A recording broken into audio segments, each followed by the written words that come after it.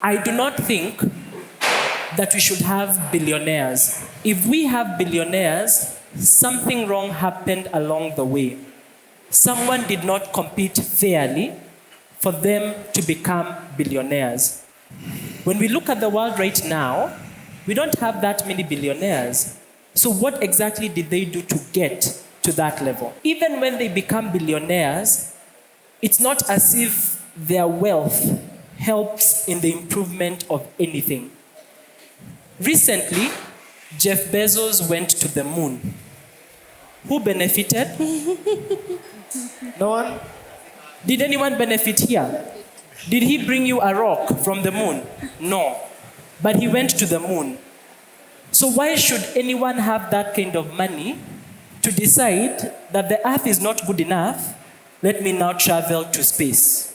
There's a question there. We have a very wrong foundation of what actually makes a billionaire. He just spoke about Jeff Bezos. Jeff Bezos today is worth about $230 billion, right? But he owns less than 10% of Amazon. Amazon has a market valuation of 2.3 trillion. So in essence, Jeff Bezos has created 800 and something billion dollars of wealth for other people. Now, today, Kenya is $136 billion, our economy. For us to get to somewhere close to first world, we have to get to $500 to $600 billion, give or take.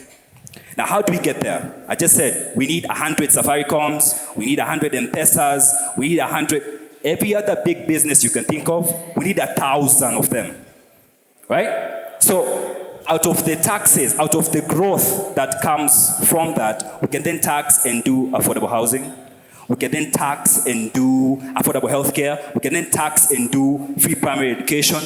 Just taxing the wealthy, that's not a solution. Because what they do, they just shift their capital to some other country. We have seen billionaires do the most outrageous things. Well, we also look outside our windows and see Mama Mboga struggling to sell sukuma wiki. We look outside our windows and we see someone waking up as early as 2 in the morning because they have like 3 jobs. We look at ourselves, we're like, I might not eat breakfast and lunch, but I'll compensate for dinner because I have to pay fare. We are struggling. 125 people in the whole of Kenya versus how many are we? I think a little over 42 million people. 125 versus 42 million people. I think for me, this one beats the virtue of hard work. You know, I mean, those guys have worked hard to gain what they have gained. They have learned their financial principles, you know, how to gain the wealth that they have gained. It doesn't necessarily mean that they used crude ways to get there. So that's my basis, right? Again, also, I don't believe that currently, you know, I think that in Kenya we are very rich in terms of taxes. It's just that these taxes are either going to the wrong places or are being embezzled, right? I thought about back in the days of Jesus. You remember Zacchaeus, who used to tax people and take double for himself, right? I don't know if that's what KRA is doing, like taxing and then putting some for themselves. Yeah, I think that it wouldn't be fair to say we want to take things back to ground zero. I mean, if that was the case, being a believer, God would have ended the world, right? But I don't think it's a matter of, you know, going to fast bases. However, we can put in some regulations and some ways to ensure that that which is collected, one, is used in the right manner. And maybe I would like to give the example of our late President Mwai Kibaki. You know, he was able to change the economy from the then regime, right? Not necessarily with, you know, going back and saying, taking back our land, taking back our country. No, he didn't do that. But he put in necessary macroeconomic and microeconomic measures that enabled us to grow as a people, right? And not necessarily attacking families. Because these families, you know, it takes a lot to build families.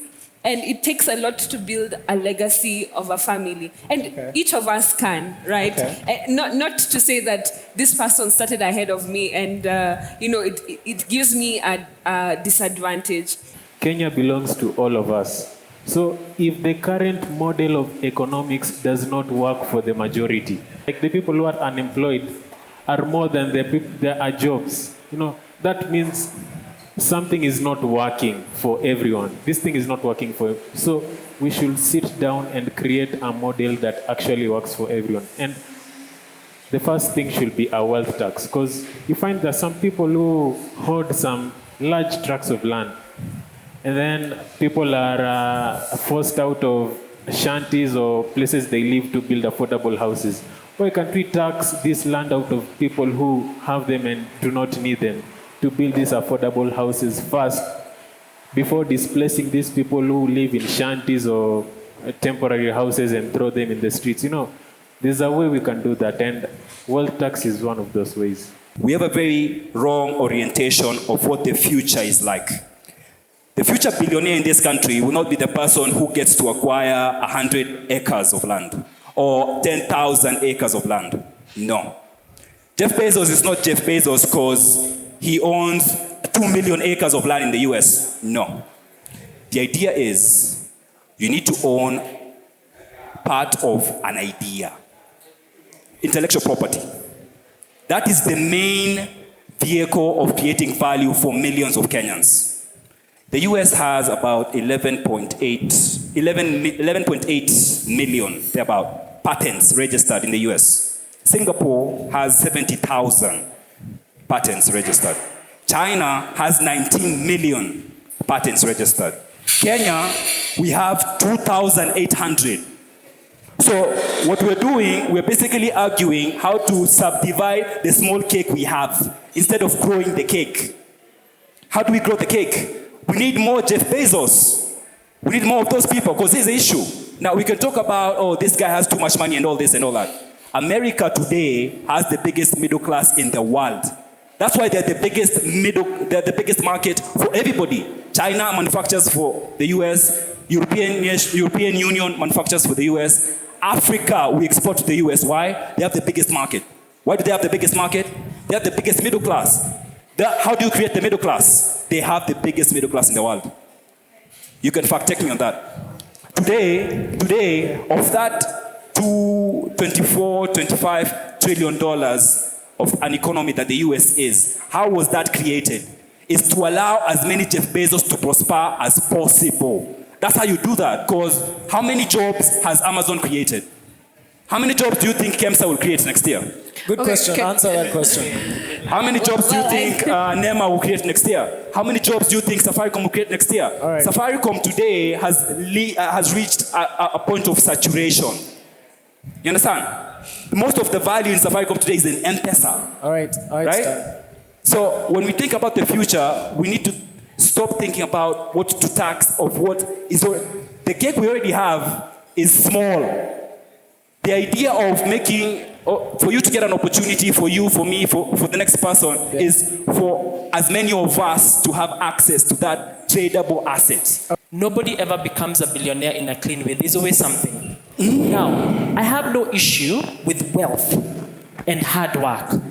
My argument is a free market economy. You should be able to benefit from the hard work that you put in. So if you can make wealth from it, well and good.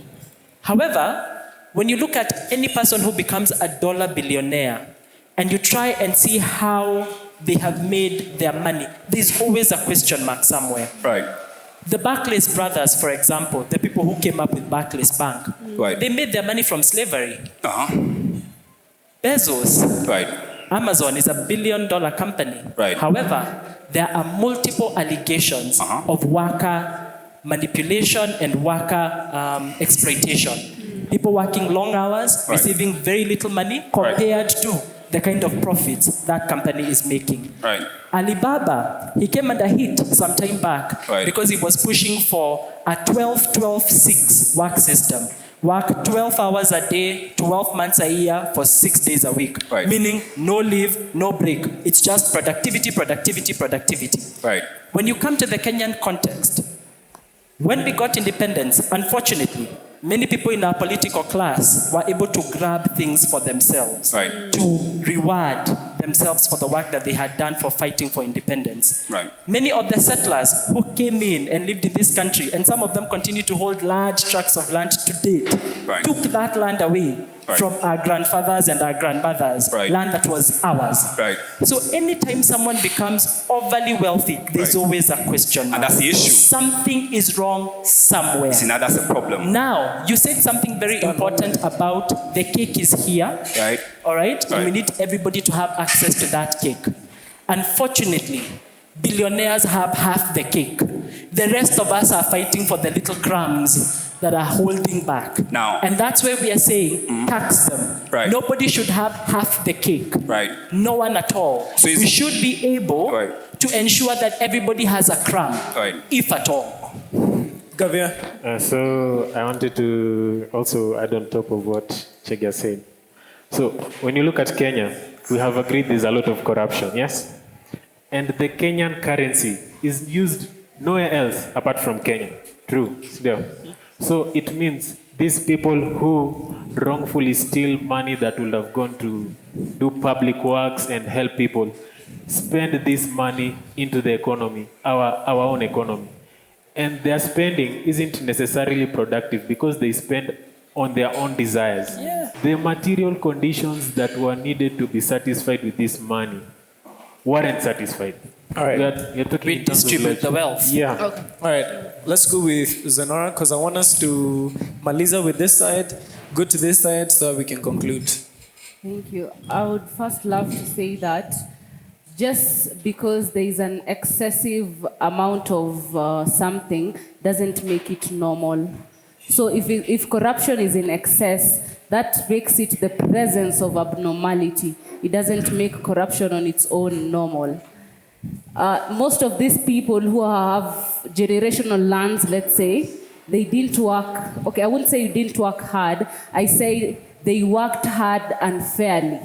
You know, they tortured, they bypassed, laws or something like that. So they earned it unfairly, and us giving them the leverage above us, that is super unfair to us. It makes us part of their system instead of growing with the system. We should not be fighting for the small cake. We should not share the small cake.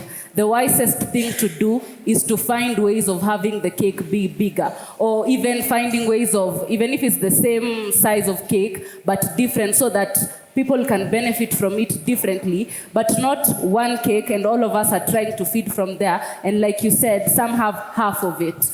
Now when the other half remains, it shifts from being distribution, and then it turns into a battlefield. So people are fighting. It's survival for the fittest. And with survival for the fittest, it's full of chaos, it's full of people not being fair, and it's full of a lot of, I think criminalistic ideas come to mind when we feel like we are moving with survival for the fittest.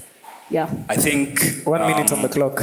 All right. Yeah. I think the idea that provides opportunity for most Kenyans is redirecting that amount of capital we're trying to tax into venture capital. Because, as I said, land is an asset of the past. The future is intellectual property. Simple and clear. As a millennial, as a Gen Z, you're not getting 1 million shillings from a bank to go buy a piece of land in Kitengela and hope to be wealthy. That doesn't do anything. You get 1 million shillings, right? You have an idea. That idea, you're able to monetize it, generate 2 million shillings. Then you can employ 10 people, 20 people, 30 people. Out of growth, then we can finance the social protection infrastructure. We talk about affordable housing and all these types of things.